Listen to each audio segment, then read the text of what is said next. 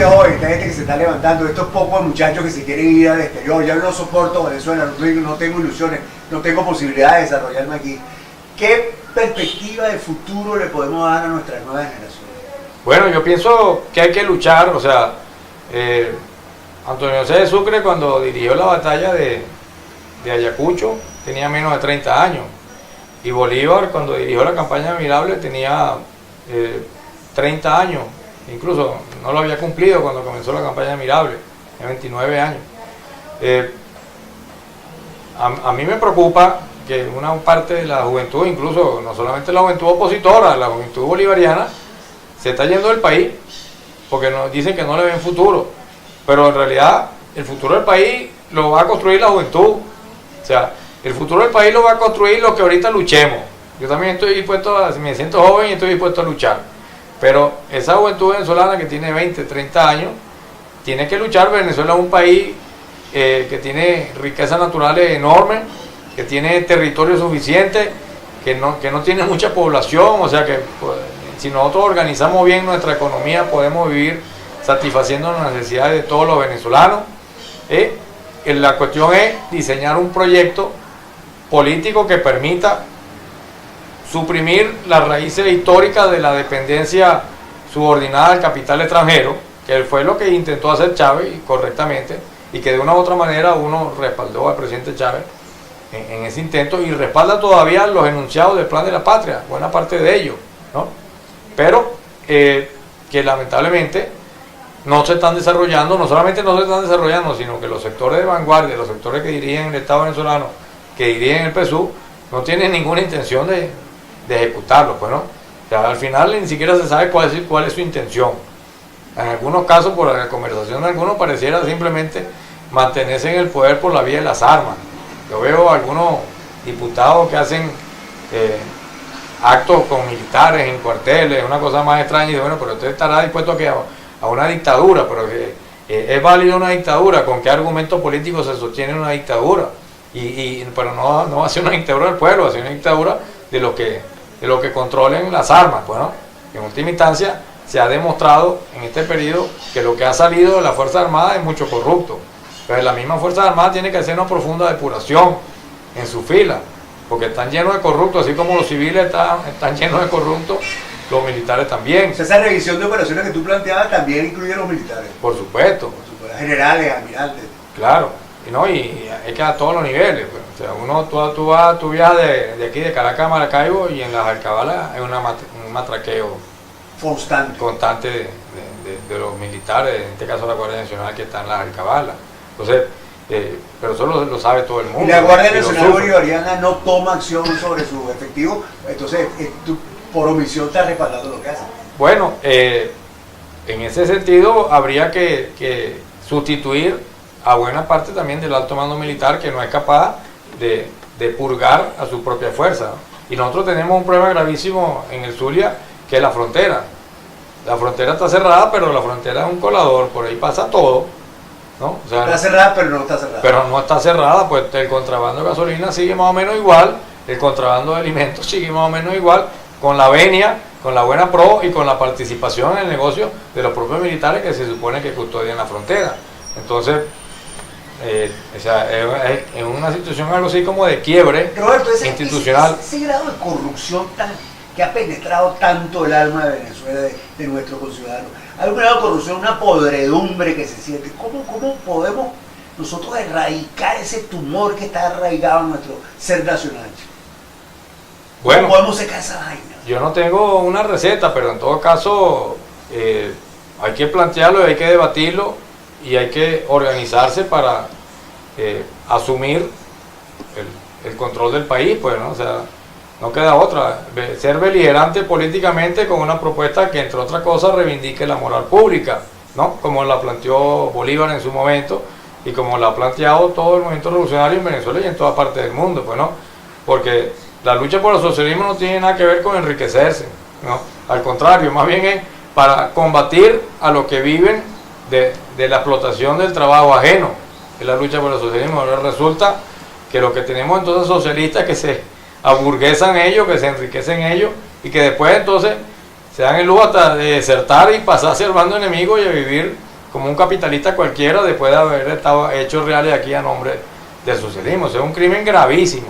Pero yo te digo que en una situación excepcional, todos esos señores son merecedores del paredón, todos esos señores que están hoy en los Estados Unidos y los que tienen ganas de irse para los Estados Unidos o para Europa, si la revolución cae, son merecedores del paredón, de ningún otro lado. Y solamente a lo mejor con esa medida extrema es que podrá revivir, resucitar el proceso revolucionario. Porque ¿de qué otro mecanismo reacciona una sociedad? ¿Cómo reacciona una sociedad pues, ante tanta podredumbre? ¿Qué le queda a uno? Pues esperar que lo vengan a buscar en su casa, como el poema de Bertolt Brecht, sí, ¿no? O seguir luchando. Pues nosotros decidimos seguir luchando por los mismos ideales por los cuales estamos luchando desde hace 40 años y que de una u otra manera fueron reivindicados por el propio presidente Chávez al margen de sus errores, y que nosotros incluso en este momento reivindicamos todo lo positivo del presidente Chávez como un elemento fundamental que permita reconstruir el proceso revolucionario en Venezuela. Como comentario final, Roberto, fui informado recientemente que la Sala Electoral del Tribunal Supremo de Justicia no cumplió con los lapsos para tomar la decisión con respecto al caso de Marea Socialista, el uso del nombre, y decidieron dejarlo abierto. O sea, nosotros vamos a decidir, ya se nos pasó el lapso, pero vamos a decidir cómo es posible que un grupo de ciudadanos venezolanos con sus derechos constitucionales establecidos no tenga la posibilidad de ejercer su derecho, y que la fiscal del Ministerio Público que estuvo en esa audiencia, yo estaba en esa audiencia, la fiscal era una especie de comisario político mal informado y mal dateado. ¿Cómo es posible que estas cosas estén sucediendo? Entonces habrá que ir a la Corte Constitucional, a la Sala Constitucional. Bueno, ciertamente, o sea, yo parto de esa caracterización de que quienes gobiernan en una fracción de ultraizquierda, pequeña burguesa,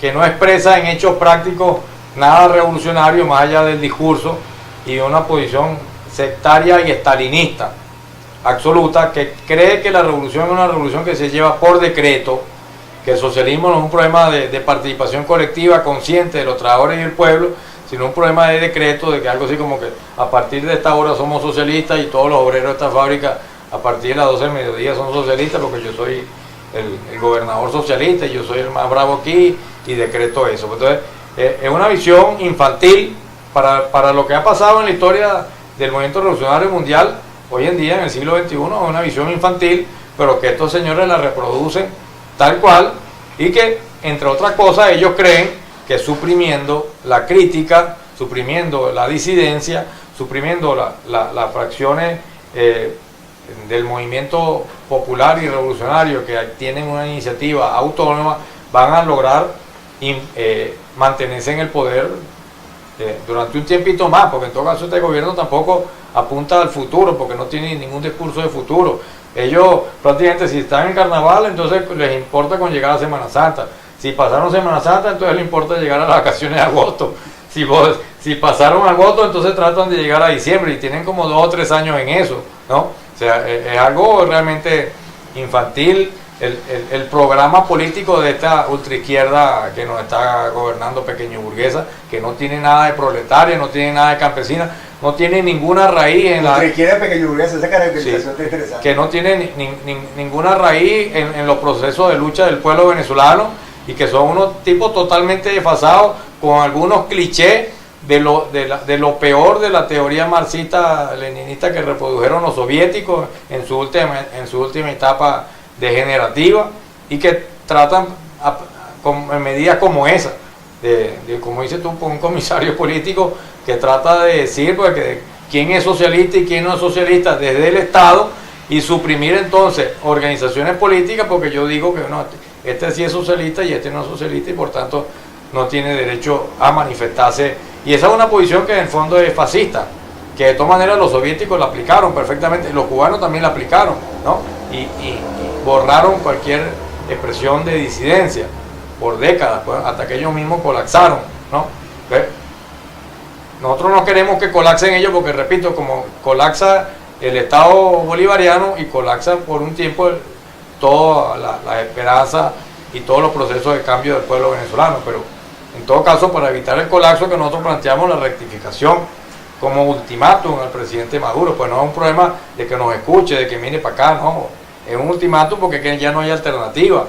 La otra opción es que esta mediocre dirigencia de derecha, que es profundamente mediocre, que no tiene ningún proyecto alternativo tampoco de futuro, sino un proyecto regresivo a lo peor de la partidocracia de Cocopellana, vinculada y subordinada a los Estados Unidos, pues lleguen al poder. Ese es el peor de los futuros que pudiera tener Venezuela. Para evitar eso tiene que haber una rectificación urgente, pues para esta noche, para mañana, no es para que rectifique para el año que viene ni nada de eso. La rectificación tiene que ser ya porque el pueblo no espera. Puede haber expresiones, dada la situación de erosión absoluta del salario de los trabajadores y la incapacidad del pueblo venezolano de alimentar a su familia, puede haber explosiones espontáneas de saqueo, de protesta incontrolada que pueden facilitarle a la derecha proimperialista a poder hacer el poder. Eso es algo muy serio. Pero, sin embargo, seguimos a muchos de estos señores que prácticamente parecen unos payasos hablando sobre que estaba. Yo esta mañana pero me hacía la pregunta, apago Disneylandia, estaba viendo Venezolana Televisión, apago Disneylandia y salgo a enfrentarme con la realidad, o sigo viendo un rato Disneylandia, coño, para digamos, refrescarme la mente y no angustiarme tanto, porque realmente uno ve Venezolana Televisión y es un mundo, y tú sales a la calle y el mundo de Venezolana Televisión no existe en la calle. Tú comienzas a ver aquí mismo en Caracas algo que ocurre en Maracaibo de hace 3 años, de 2012, 2013 ya, prácticamente 4 años, unas colas de comunales de centenares y centenares y centenares, ya no una cola de 100 personas, una cola de 500 o de 1000 personas o de más de 1000 personas en un solo supermercado, que incluso tú te metes en la cola y tú no sabes si va a llegar, y si llega no sabes qué es lo que va a conseguir, pero sin embargo todo el mundo se mete porque es que ya no tiene dónde comprar alimentos para su familia, pues tiene que morir ahí, pues, y no tiene dinero para comprarlo a bachaqueros, a revendedores. Y se culpa el cambio de precio del petróleo, porque es que nunca se planteó hacer algo distinto a una economía de puerto. La economía fue orientada siempre a importar las cosas que necesitábamos.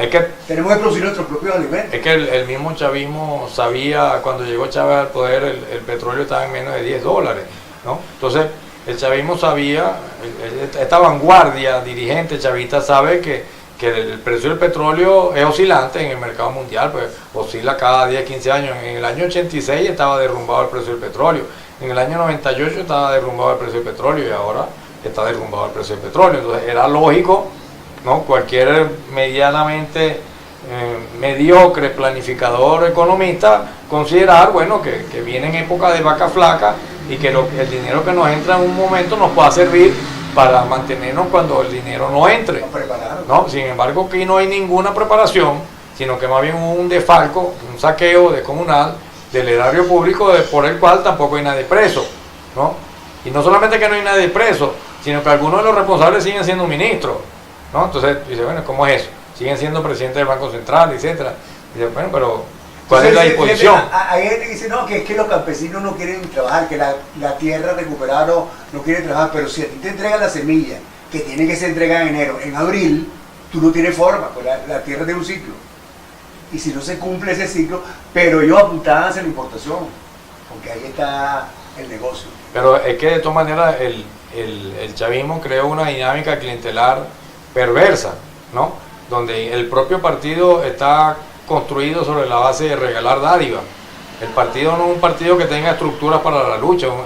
El PSUV no tiene estructura sindical, no tiene estructura campesina, no tiene, incluso la estructura comunitaria no es una estructura para la lucha comunitaria, es una lucha es una estructura para conseguir votos y para regalar bolsas de comida y para regalar cosas, ¿no? Pero no, en los barrios no es que está organizado el PSUV con ligas que se planteen la lucha comunitaria para determinadas reivindicaciones. Bueno, los ADECO tienen que hacer por todos lados. Sino el PSUV lo que hace es regalar cosas, o sea, hace una lista de inscritos y a quién se le va a dar la bolsa de comida, a quién se le va a dar esto, a quién se le va a dar aquello. Entonces, esa dinámica perversa sobre la cual se ha construido, esa dinámica clientelar, ha pervertido al final al propio PSUV y a la vanguardia del movimiento popular. Entonces tenemos incluso un movimiento popular que tiene muy poca capacidad de lucha y de organización autónoma, porque está durante más de una década se ha dedicado a recibir dádivas del gobierno, y el gobierno ha entendido que el socialismo es regalar cosas, ¿no? Entonces, como había dinero para comprarla, con el dinero del petróleo, entonces se desarrolló esa dinámica perversa que ha pervertido a todo el proceso. Hay que romperla. Eso no significa que no se le garantice un buen nivel de vida a toda la población, pero que se garantice sobre otro fundamento. Sobre la base del trabajo. Sobre la base del trabajo, no sobre la base de la dádiva y de las relaciones clientelares, que además propician también la corrupción, ¿no? Entonces, porque digamos, en ese reparto de dádiva, el que reparte se queda con la mejor parte, ¿no? Entonces, es el mal ejemplo de toda la pirámide institucional, pues. Desde los ministros para abajo todo el mundo roba, ¿no? Entonces, y siempre, por cierto, cuando una frase demagógica de los gobernantes dice que caiga quien caiga, se combate la corrupción, pero siempre caen los gafos y nunca capturan a los verdaderos peces gordos, ¿no? Entonces al final tenemos a los gafos pagando los crímenes que hicieron su jefe, ¿no? Y ellos también robaron a lo mejor, pero su jefe, que robaron más, a nadie lo castiga.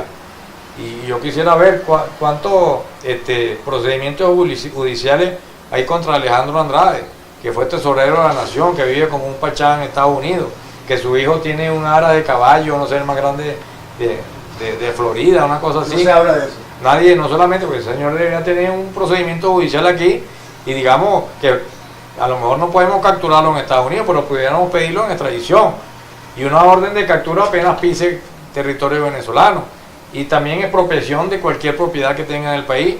No existe nada de eso. Está reinando la impunidad absoluta contra la corrupción, y el gobierno que debería dar el ejemplo no da ninguno, ni siquiera para caer contra esos señores que son evidentemente traidores, y que si Bolívar estuviera vivo lo estuviera buscando para fusilarlo, como fusiló a Binoni, ¿no? O sea que es un escenario complejo, pero es un escenario donde nosotros pensamos que hay que mirar a futuro en Venezuela, que el futuro lo vamos a construir nosotros, que hay que derrotar a esta ofensiva imperialista que trata de recuperar espacios perdidos en América Latina, garantizar la soberanía de nuestras naciones, garantizar el uso soberano de nuestros recursos naturales, garantizar la democracia política, protagónica de los pueblos, incluyendo el venezolano, pero evidentemente tiene que haber una revolución dentro de la revolución para que eso pueda ocurrir, porque lo otro sería que la revolución caiga, bueno, y de todas maneras contra la derecha nos plantearemos otra revolución, no hay otra opción.